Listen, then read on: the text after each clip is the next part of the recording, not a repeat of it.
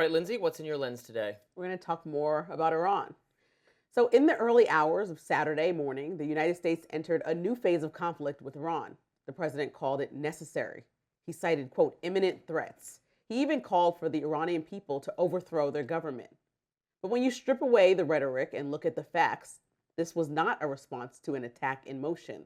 There was no public evidence of a nuclear weapon about to be built.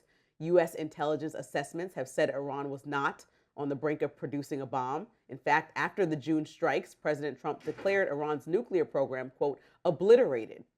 So if it was obliterated, the obvious question is why escalate now? That's why many experts are calling this the ultimate choice of war. Defense Secretary Pete Hegseth and Joint Chiefs of Staff Dan Kane gave a press conference earlier this morning about the operation. Here's part of what Kane had to say. This is not a single overnight operation. The military objectives that CENTCOM and the Joint Force have been tasked with will take some time to achieve, and in some cases will be difficult and gritty work. We expect to take additional losses.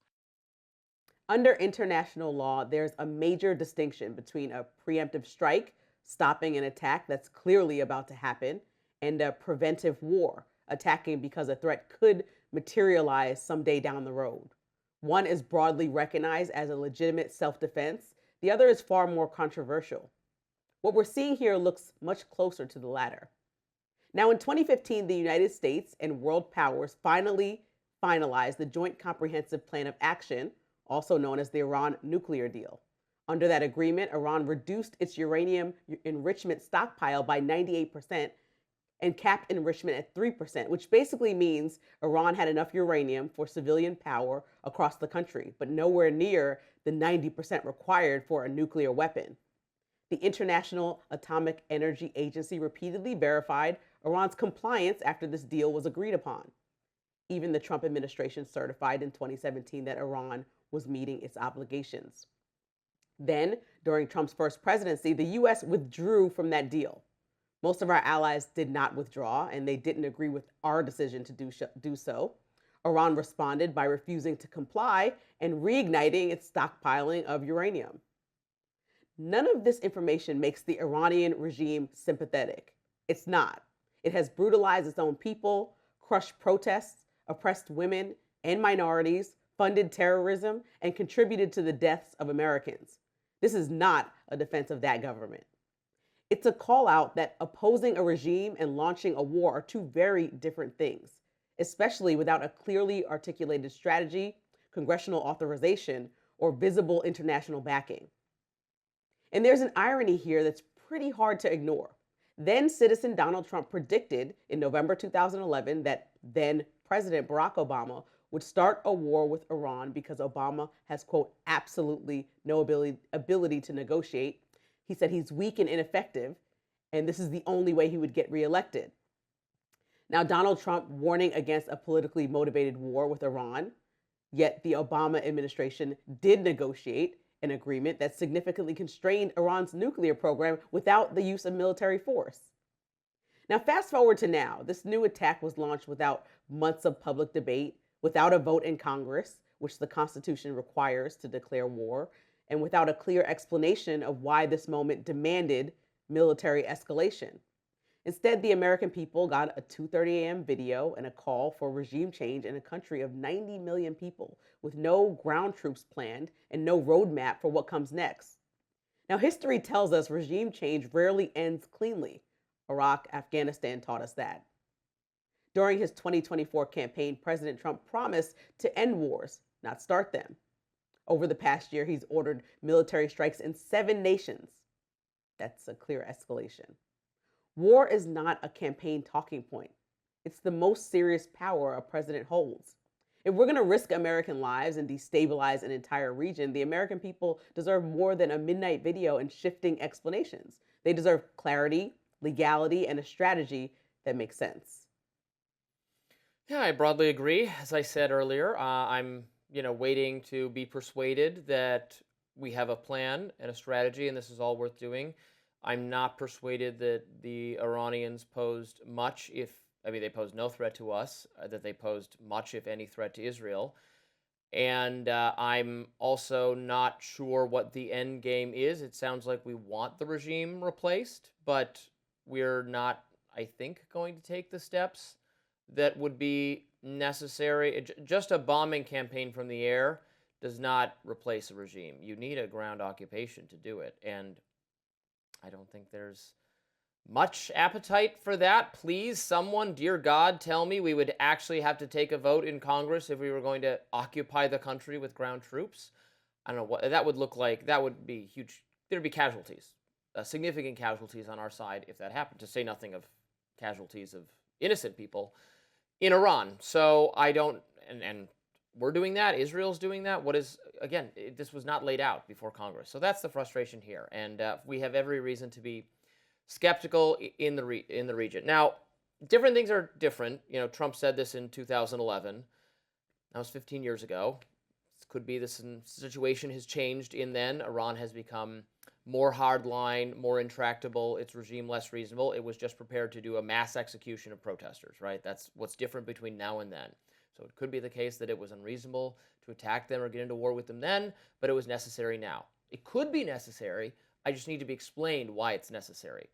And is it just for humanitarian reasons because they were doing a brutal crackdown? Because that would be different than, well, they're about to attack. Like, which is it? They were about to attack us, or we had to protect the people domestically, or we want to replace the regime, or we were just negotiating. We want to show we mean business. When we say stand down, we are going to blow you up unless you stand down. What I keep hearing from administration officials is the fact that they were continuing their nuclear capabilities even after they were bombed last summer. Right. And so to me, I just want to go all the way back to people understanding that we had an Iran nuclear deal that multiple countries and multiple people Trump never liked that deal. Yeah, but they said it was working well. Which part though? Because if 98% of the country's uranium, which is required to make a nuclear bomb, was pushed out of the country and not used anymore, and they were abiding by it by all unbiased standards, and they only had 3% enough to power the country, and then you tore that deal up, and then Iran went back to continuing to stockpile,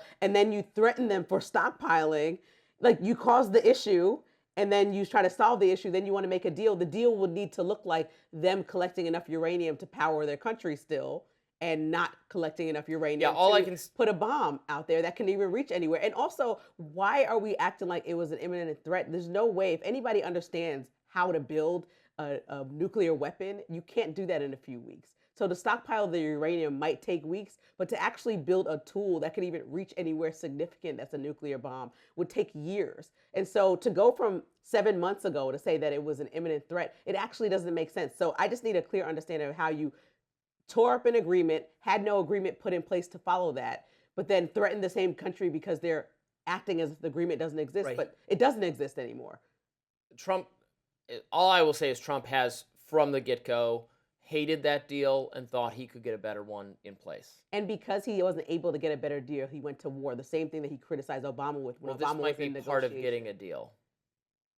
I know, but we killed children is what I brought up. Like children died because you want to make a deal. I think that's we want a deal that keeps America safe. If there was a way that we could have negotiated in Geneva or kept those conversations going to avoid mostly school children, I think 158 different people around a school dying, that would be the ideal way to move forward, especially if you haven't went through Congress to figure out going to war. They can stop chanting death to America and to Israel and stop having the school children weren't chanting that. The school children weren't. So that's the regime. Yeah, the school children are not the regime, and that's what we keep conflating every time we get into a war with people or we support a country getting into a war. We act like the innocent civilians need to die. But if we said that we care about the citizens because these people do not, we do care about. We can't say then turn around and kill the citizens. Like we said that we care because they were shooting people at protests, but then we went ahead and bombed a school, according to the New York Times, BBC, and several other outlets, that left mostly children dead. I just need some rationality because, again, going back to 2015, there was a deal in place that stopped and prevented them that was largely effective from making nuclear bombs. But then we tore it up, and then they continued building their uranium enrichment, and then we bombed that site and then said it was an imminent threat. So we caused the problem and don't have a real solution. And now innocent people that just happen to live in Iran are dead. It is unfortunate, and the administration should explain how we're going to get out of this or improve the situation in Iran, and should do it soon. All right, Lindsay, what's in your lens today? Let's get to it. President Trump says this war won't be endless. He says it could last 4 to 5 weeks or, quote, far longer. And that right there is the tension, because if you listen closely, the mission keeps moving. Members of Congress are struggling to pin down the objective. Here's what Virginia Senator Mark Warner had to say. There was no imminent threat to the United States of America by the Iranians. There was a threat to Israel. But if we equate a threat to Israel as the equivalent of an imminent threat to the United States, then we are in uncharted territory. He went on to say this. We have seen the goals for this operation change now, I believe, 4 or 5 times. A week ago, it was about the Iranian nuclear capacity. A few days later, it was about taking out the ballistic missiles. Warner continued that then it was, quote, in the president's own words, about regime change. And now we hear it's about sinking the Iranian fleet. That's not coming from the political left alone. There's frustration inside of his own MAGA base. The same voters who embraced, quote, America first and a promise to end forever wars, not start new ones. Here's what we do know. The president says the U.S. is seeking to destroy Iran's ballistic missile capabilities and Navy, its ability to develop nuclear weapons, and its support for proxy groups. He argues the broader purpose is to protect the U.S. and its allies. Take a look. An Iranian regime armed with long-range missiles and nuclear weapons would be an intolerable threat to the Middle East, but also to the American people. Now, that's the case being made publicly, but behind closed doors, administration officials acknowledge U.S. intelligence did not show Iran was preparing a preemptive strike against the United States.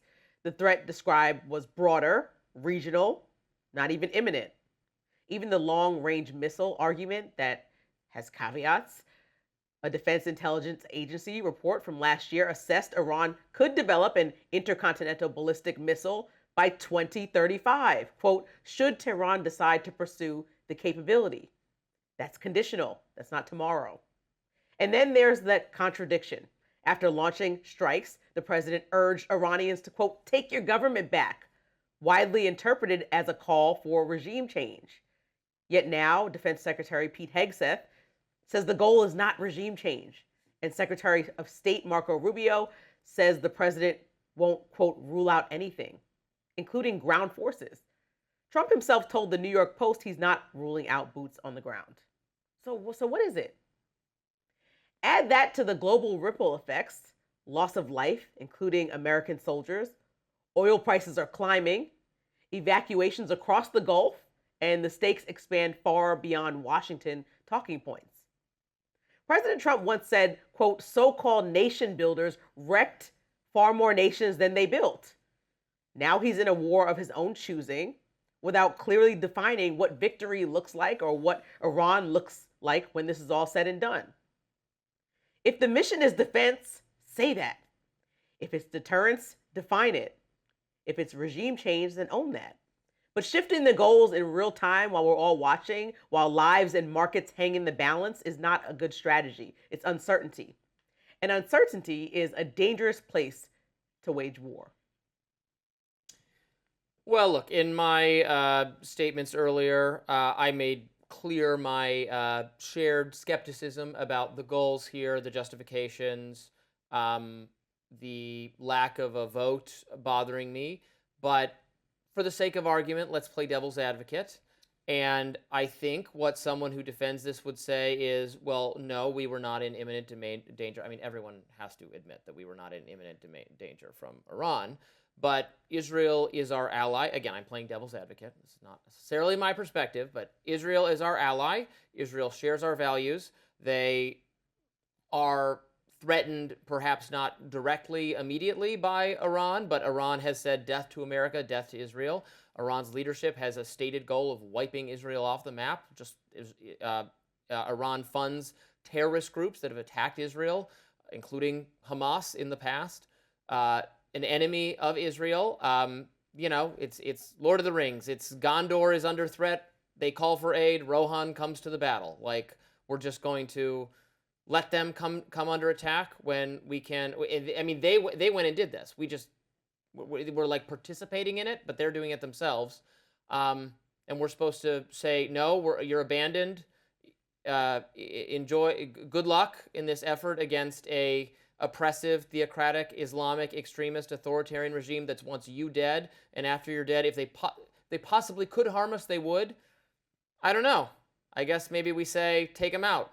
Well, I think there are two options Right? here. I think there's another alternative option, I should say. The option that the president took, and then there's the option of following through with your campaign promise if you're the president, which was America first. So you consider America's needs first and then move forward with everything secondary. And part of that would be to take your ego out of it and look at things like the Iran nuclear deal, which stopped Iran from building nuclear weapons for years. We tried. No, Trump's President negotiated. Trump No. ripped up the deal. Okay. And Get a then better one. it doesn't matter. You don't rip it up with no plan. That's the problem. We went into You said no Venezuela. plan, but he has a plan. No, the plan is bombing and going to war. He's been negotiating No, for with them, a short few and months. They are not. He bombed them in last summer. That's not negotiating. Then asked them to come to the table. Like, this has been, he tore up the agreement in 2018, I believe. So Well, he didn't make that agreement, Obama did. exactly, but he tore it up with no follow through. The follow-through was, and now follow-through- we will make. Now you will sign a new agreement, and they said no, and then he said, okay, then you're gonna all get killed. And he did, and he followed through. Independent analysis. Isn't it amazing to see follow through on a credible, make a credible threat? Not if you're losing American lives, and not if you're losing civilian lives in Iran. Now, I think it's if bad you to look at threaten and then do nothing. No, I think that what happened was, if people understand and unpack the Iran nuclear deal that was working and implemented in 2015, it stopped Iran from building these nuclear weapons because they got rid of 90% of the uranium. They weren't just stockpiling, and they kept 3% to power their nation. And so they agreed on that, and all nonpartisan groups were looking at this and saying they're abiding by it. I believe in 2017, even the president said, yes, technically they're abiding by it before he ripped it to shreds, but he wanted them to do more. It still reached the goal. If the goal of this war is to stop them from having nuclear capabilities, it reached that goal. And so the fact that he ripped it up, made no plan that was executed well, criticized Obama before that plan was in place and said anybody who goes to war cannot negotiate, is a poor, ineffective leader, and then now is in war, which I feel is poor and They also ineffective. want the regime to fall, and so the previous agreement. So just say helps that the regime. No, just say that's what you want then. He said he's not about regime change and he doesn't want to go into other countries, and that's not his goal of his administration as he campaigned a little more than a year ago. So if that was really your plan, not only did you completely lie, but who's voting for anything of the MAGA base in the MAGA world if you have now lied on a multitude of issues? People are looking at it and saying, okay, so what do you stand for? You said you were going to fix the economy. Here we are broke. You said that you were going to bring prices down. Here, oil prices go up because of this war. You said that you were going to not be involved in foreign conflicts. You done took out Maduro and have no plan over there. And you took out Iran's leadership and have no plan over there. Do not play into your desire to be a peace president. And he wants to win the Nobel Peace Prize. That's ridiculous. That's ridiculous. He says he's ended more wars. He's also ignited more drama across the world than I think any president in recent history. And it's, it's just looking at what he campaigned on, it doesn't align. Israel was already in conflict with Iran vis-a-vis Hamas and other Hezbollah, etc. Our allies are under attack by proxy groups. These proxy groups also hate America, and they're funded by Iran. So let me ask you, do you not trust the Board of Peace that the president also championed and implemented? But the Board of Peace, we're in the second phase. So you want to give Trump a trophy for ending the conflict between Israel and Gaza. Let me finish. Well, you want to give him a trophy. When did I say I want to give Trump a trophy? Because you said he should win the Nobel Peace Prize multiple times. That's an award, trophy, whatever word you want to use. You think that he should win it because of ending wars like that. His next step in ending that war was to create a peace board. He created the peace board that now is calming things in that region, and you're still using the fact that Iran supported Hamas as a fact why Israel should attack Iran right now, even though there's a peace board created by our president to move forward in that conflict. You're all about supporting a new conflict when the peace board of world leaders is trying to come to terms with peace in that region. Peace doesn't mean we sit idly by while our enemies kill us. Like, what was Iran doing imminently? We're not required to submit to fall Nobody upon was our killing enemies' us, though. swords. Nobody and was. spears. You're throwing out random terms with no facts. Who was killing who? What actually happened in recent days that caused us to go to war in either Israel or the United States? Tell me. I'm playing devil's advocate here. Israel, our ally. We're not, I mean, this is what you talk about in Europe, that we don't turn our back on our allies. Even though Russia's invasion of Ukraine has nothing to do with us and is not our fight, and it doesn't change U.S. safety or security one iota, whether the westernmost part of Ukraine is Ukrainian territory or Russian territory, does not matter for U.S. security whatsoever. And yet we're giving them hundreds of billions of dollars. We organize Europe to give more dollars for their defense because you know what? Russia is a rogue state that invaded Ukraine unjustly. I recognize that, and it is not being reasonable, and is not interested in negotiating. That is clearer. I love that example. Just as I love that example. we are working with our European allies to do what we can to hold Russia at bay, we are working with Israel to hold Islamic terrorists at bay. Okay. And the regime of Iran is an Islamic terrorist regime. And I love That's that the example argument. because I totally stand by what I said. So in the same way that Russia agitated and was the aggressor and attacked Ukraine on its soil and started a war, if Iran had done that, we can also supply Israel with the manpower or the facility or troops or whatever they needed, the weapons to fight back. But that didn't happen. Iran didn't get on Israel soil and start a war. That's what Russia did. That's what Russia did Hamas for Ukraine, and so we Hamas supported is a them. proxy So group of no, Iran. but we have the Houthis are a peace proxy board. group of I know we Iran. have the peace I mean- board that is now in the second phase of ending this conflict in Gaza and Israel. So I don't understand why You're you're acting talking like me we're into in the supporting middle this. of it. What if Trump says, fund our enemies and we will kill you? That No. seems like a perfectly fine place for American policy. You ever heard of the policy thing to begin drastic in. times, drastic measures? It wasn't a drastic time. So we took a drastic measure unnecessarily.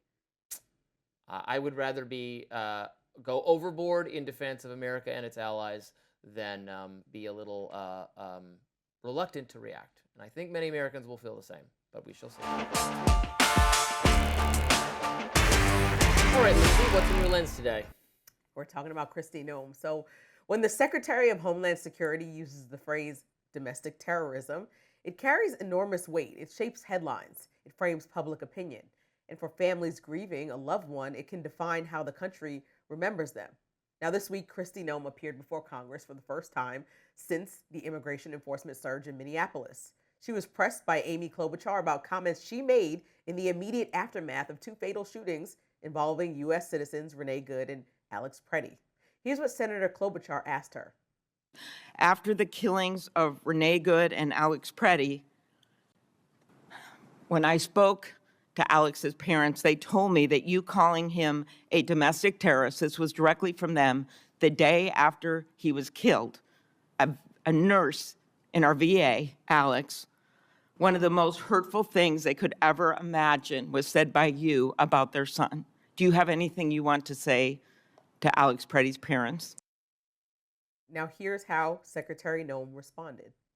We were relying in the hours after that incident that was so horrific on information we were getting from the ground from our agents. I just asked if you had What I would anything you say wanted to say to the but I would parents say or to the family that's of what I'm Renee doing Good right after now, is you that called I them domestic can't terrorists. even imagine what they have gone through in the loss of their son and the loss of their family members.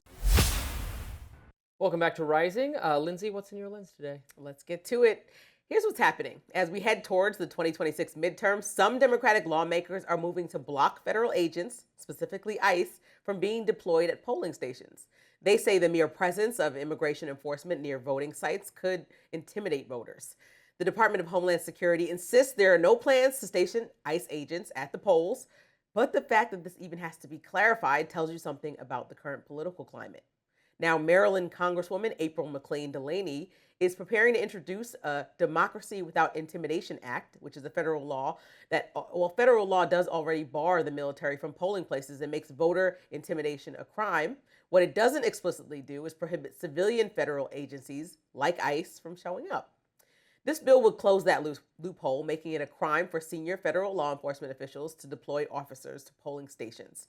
It would also restrict immigration enforcement in the 4 weeks leading up to a federal election unless there's individualized probable cause or an imminent threat. This push didn't come out of nowhere, though. Remember when former White House advisor Steve Bannon had this to say a couple weeks ago? You're damn right. We're going to have ICE surround the polls, come November. We're not going to sit here and allow you to steal the country again. And then there's President Trump on the Dan Bongino show. The Republicans should say, we want to take over. We should take over the voting in at least 15 places. The Republicans ought to nationalize the voting. Now, those comments followed repeated claims from the president himself that non-citizen voting is widespread. I mean, these are claims he's made since 2016 when he said millions of, quote, illegal votes cost him the popular vote. And again, in 2020, when he alleged tens of thousands of non-citizen ballots swung key states. But here's what the data actually shows. Illegal voting by non-citizens is already against the law. It's investigated and it's prosecuted. And there's no credible evidence that it has ever occurred at a scale large enough to impact any federal election. According to a bipartisan policy center analysis, the Heritage Foundation's election fraud cases database found just 77 instances of non-citizen voting between 1999 and 2023. That's a 24-year span. 77 cases over more than 2 decades out of billions of ballots cast. On Tuesday, Senator Chris Coons pressed DHS Secretary Kristi Noem during a Senate Judiciary Committee hearing. Noem said there are, quote, no plans to have ICE agents at polling sites, but she stopped short of completely ruling it out. Why not? On one hand, election integrity matters.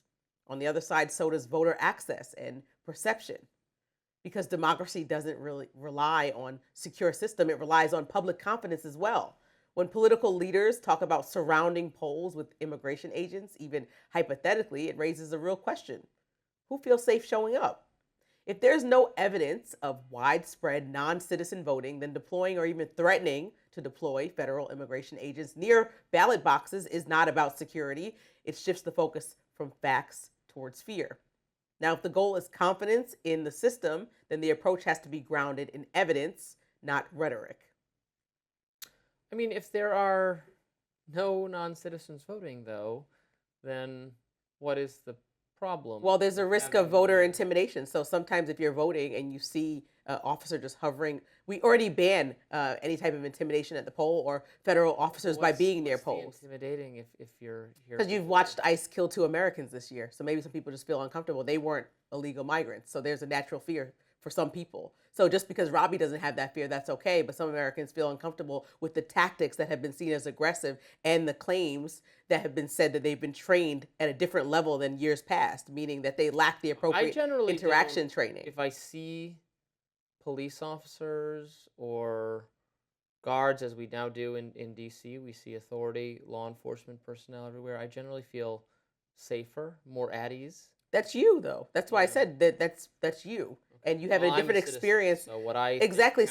But that's why we protect all citizens. Doesn't. No, we protect all citizens. Non-citizens aren't voting. I told you 77 in the last 24 years have actually voted. So you're going to make most citizens uncomfortable to find those 77 across the country over 24 years. I mean, yeah, a lot of people are uncomfortable with the idea. I mean, Alex Preddy and Renee Good were 2 Americans that were killed in the nation. There were protests all over. People agreed with ICE, people disagree with ICE. But the point is that ICE has been contentious, and polls have showed us that a lot of people feel like their tactics are too tough. And so therefore, people who've been accused of overly being aggressive already right now, we're in the middle of an investigation, figuring out where that aggression lies, should not be stationed at a place where people want to perform their civic duty.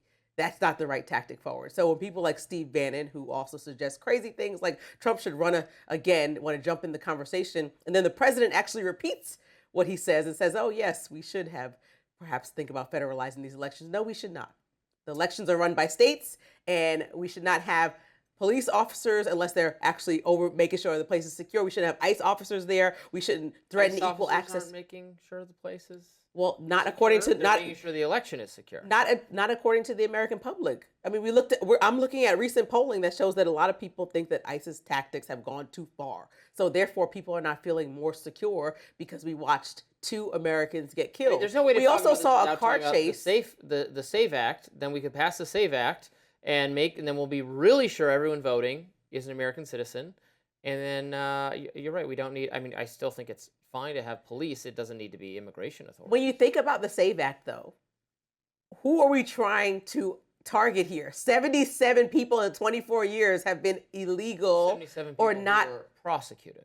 Okay, that's what we have. That's the number to go off. Well, Even if you okay, double some it, people- 140. What are we talking about? But Over some people would decades. read that and go, "Oh my God!" This is from the Heritage Foundation, the one who created Project You're 2025. not listening to me. People would see that number and say, "But I know there's more." So the fact that they only caught 77 people shows what a bad job they're doing of enforcement. People who see that number should say it came from the same organization that created Project 2025 and say that the only reason why I'm inflamed with these tensions is because the president keeps lying about the last election and saying that in some ways it was stolen from him in 2020. And so people are riled up thinking that maybe migrants from all these different states have been the reason why he lost the election when he just lost.